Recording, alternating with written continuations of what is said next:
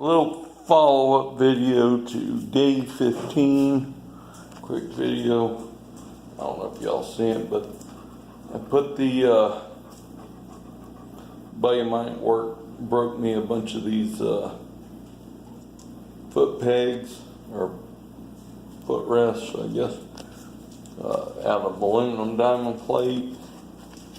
So I went ahead and got those installed. I have found that I'm going to have to put some sort of brace from here to here, but that won't be a big deal. But I've got those on. You can probably see the new idler is in. I test drove it around the neighborhood, stirring up havoc amongst the neighborhood, of course. It runs a whole lot better, but the variator lever is giving me a little bit of issue with it. So I'm not sure if I need to switch back to the correct size belt, which is floating around in here somewhere, or do a little work on the variator lever. I think it's probably going to be a little bit of both because it's hanging up as I adjust it between one point. Well, actually it did pretty good there, but it's been giving me a little headache as far as adjusting from one point to the next. But for what I'm going to do with this tractor, once I get the 26s on the back end, else, if the variator is stuck in the 5th point or all the way down, that's not going to bother me too much. Because I played with the gear ratios. Once I've done that, the rear transaxle works fine at those points. So it should do exactly what I want to do there. The only complaint I have right now is when I drive it down the road, there is quite a bit of slop in the steering. So I'm gonna try to figure out how the hell to work that out, but it's nothing I'm overly concerned about, but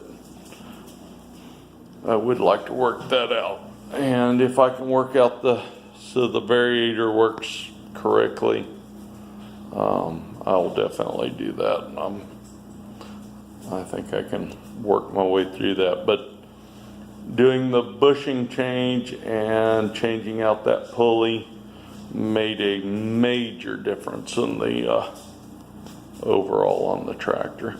So that's a step forward mechanically on it. I'm not getting the vibrations or anything else. I think my next step on the mechanical side is I'm gonna drag out the book.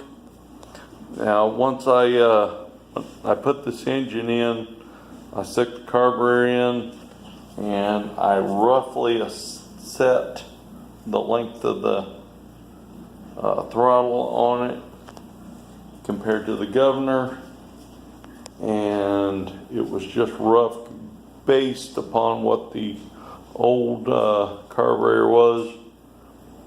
I've never spent a lot of time on the high jet or the low jet on the carburetor. Basically went with what came with them. It's worked, but I know it needs to be adjusted.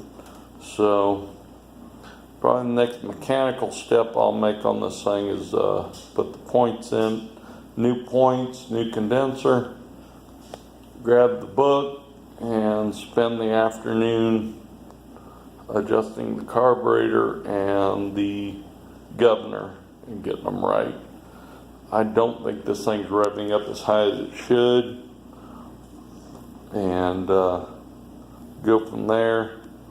And then after that, I will, you can see here I need to do a little bit more shaping on that fender.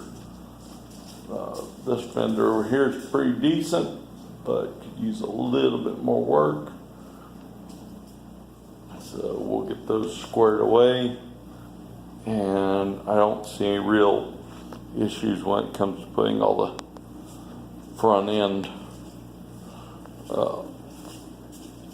cowlings and stuff like that on. Those should be pretty much factory. So I'll get all that done.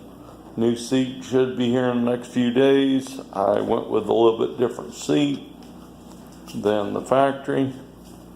I'm gonna try to mount it as far back as I can, because this thing compared to this one is an absolute pain in the ass to get on and off of, especially for somebody as tall as I am. So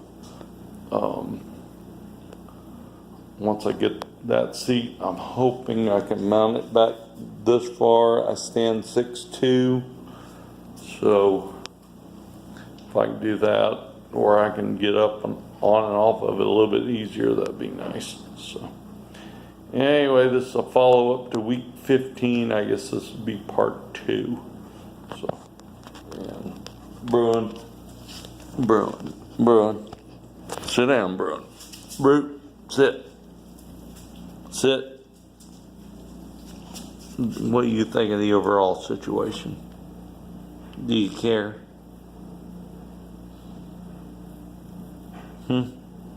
I guess not. Okay.